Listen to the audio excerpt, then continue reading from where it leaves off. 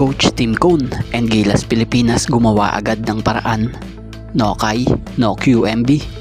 Justin Baltasar ang aasahan. At Ron Harper Jr. magiging malaking tulong sa Gilas dahil ganito pala katindi ang kagustuhan niyang makapaglaro suot ang Gilas jersey ng Pilipinas. So yan ang ating mga tatalakayin.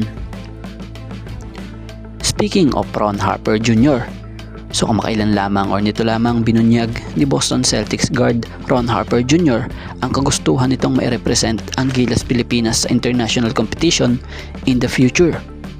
So para nga po sa Filipino-American guard na ito, ang paglalaro nga raw sa Philippine Men's Basketball National Team ay isang karangalan. So kung ganito ba naman ang player, panigurado gaganahan kang suportahan dahil proud nga siya sa pagiging may dugong Pinoy niya. Siyempre, speaking of Gilas Pilipinas National Team, bagamat kagustuhan niya na mairepresenta ang Gilas Pilipinas sa international stage, hindi rin ito magiging madali dahil nga siyempre kakailanganin pa din niyang i-manage yung kanyang schedule dahil nga sa may commitment din ito sa NBA. So if ever pala na halimbawang dumating man yung puntong or yung panahon na kunin ito para sa Gilas sa hinaharap, hindi pala siya makakapaglaro sa Gilas as a local, kundi bilang naturalized player tulad ng nangyayari kay Jordan Clarkson. Dahil hindi pala ito nakakuha din ng passport before 18 years old. Pero kung halimbawa mang gustuhin din ito ng Gilas sa hinaharap kahit pa naturalized player ang tayo nito, malaking impact pa rin ito sa national team dahil andon yung kanyang dedikasyon para makatulong sa Gilas Pilipinas national team. Si Ron Harper Jr. is itong 6'5" forward guard like kasalukuyang Gilas naturalized Justin Brownlee. So grabe din nga po ang husay maglaro nito Mapa opensa at depensa, kompleto Ricados ito. 25-year-old lamang to ngayon. So ano opinion nyo rito kung sa hinaharap mas okay kayang kunin ng Gilas bilang Gilas naturalized? At dito tayo patungkol sa one call away player na siyang pinakabago sa Gilas ngayon under Coach Tim na si Justin Baltasar.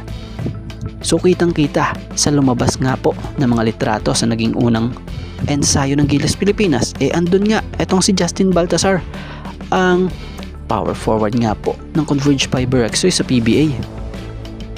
So sa pagsama nga po kay Justin Baltasar sa kasalukuyang Gilas pool, isa rin nga po sa naging dahilan panigurado for sure itong di umano'y hindi paglalaro ni Kuya MB ngayong second window ng FIBA World Cup Asian Qualifiers. So batay nga sa mga lumalabas na report, wala nga tayong makikitang Quintin Millora Brown sa second window ng FIBA World Cup Asian Qualifiers para sa Gilas Pilipinas. Dahil may nabasa nga tayong update mula sa Fast Break Credit po na ayon nga po di umano kay Coach Tim, yes, QMB has chosen not to play this window. We have added Justin Baltasar to our pool.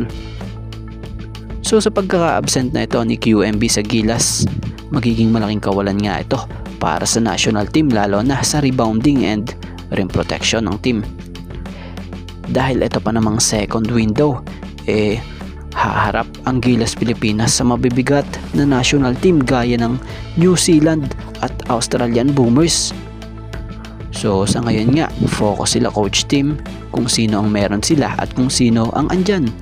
So gumagawa na nga po sila ng paraan para ma-assemble ng maayos ang Gilas Pilipinas para makapagbigay sila ng malakas na laro sa patuloy na kampanya ng Gilas Pilipinas. So sana mag-fit nga po agad ang laro nitong si Justin Baltasar para sa sistema nitong si Coach Tim. So si Justin Baltasar nga po sa PBA nag-average ito ng double-double na 14.77 points per game, 14.23 rebounds per game at 3.23 assists per game. So sana ganyan din siya sa Gilas. So yun, ano masasabi nyo sa pagkakadagdag nga po kay Justin Baltasar sa Gilas pool? So ano opinion nyo?